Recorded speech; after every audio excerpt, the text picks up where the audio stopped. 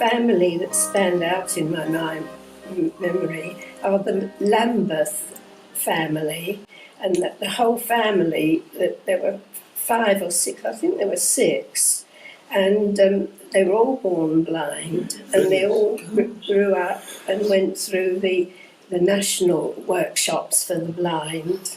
And in fact, Sheila, who is also interested, married one of them when after he lost his wife. Although he was one of my clients, I knew him socially more. I knew his wife, his first wife. And when she died, I sort of took him over. Well, he had rather a bright son who was over in Canada, and he would have had to give up his job and come and look after Dad. And, I was quite friendly with the family, so I took him on. So what was his name? Jack, well, he was John, really, Yes. Lambeth. He was born in 1897. He was a country boy in Selsey. His father was a shepherd, and he was the 13th boy in 15 children. Now, of course, in those days, apart from not knowing much about contraception, they didn't know much about the condition of the eyes. And his condition was retinitis pigmentosa.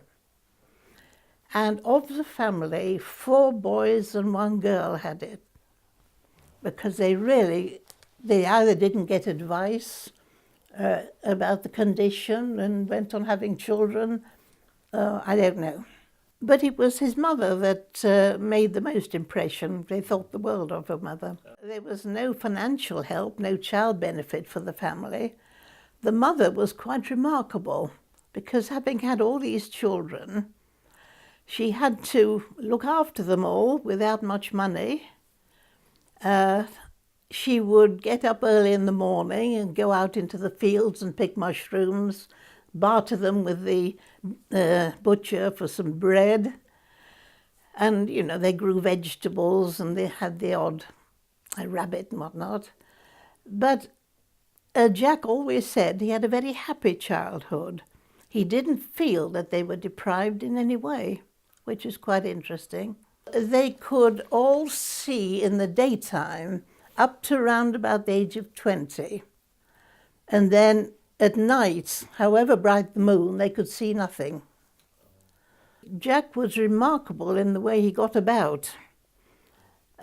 He didn't want a guide dog, and I think he was too old, really. But he had on his shoes studs, which made a noise. If he passed a parking car, we'd get a noise reflected from it. They went to a school for the blind in Leatherhead. And there they had a reasonable education as things go. At the blind school, you might be interested in the way they learnt arithmetic, which is a thing like that, but don't ask me how it works. Oh, gosh. Because I don't know. That is quite a museum piece, I think. But of course, in those days, the jobs that blind people could do were few and far between. So he trained, first of all, as a mat maker. Then he was a basket maker. What did he say about his days at school? Did he enjoy them?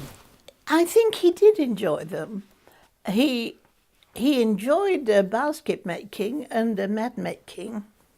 But, he was very bright and he was just born too soon. I was just going to say that. It's not much of a ambition, terrible. Is it, to be a That's basket maker? Well, his brother Percy was a basket maker and stayed as one. But Jack, when they left the blind school, I think set up with one of the other brothers a basket making shop. They had no financial help, so they had to go round with examples of their work to try and get work, And as it was so badly paid, another brother of his said, well, why don't you do piano tuning? Which is what he did. But he was never as happy tuning pianos as doing basket work. but it paid more. We had Percy, a basket maker, and Ernie was a basket maker. The girl did machine knitting, which was another feminine thing. The girl who was blind lived with a sighted sister. Now, Jack married when he was about 30 to a sighted person. And so did Percy come to that.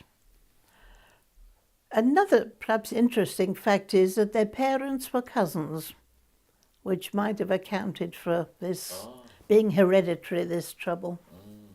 Well, when I worked in Worthing, he was one of my clients, as it were, but I did know him previously because I knew the family.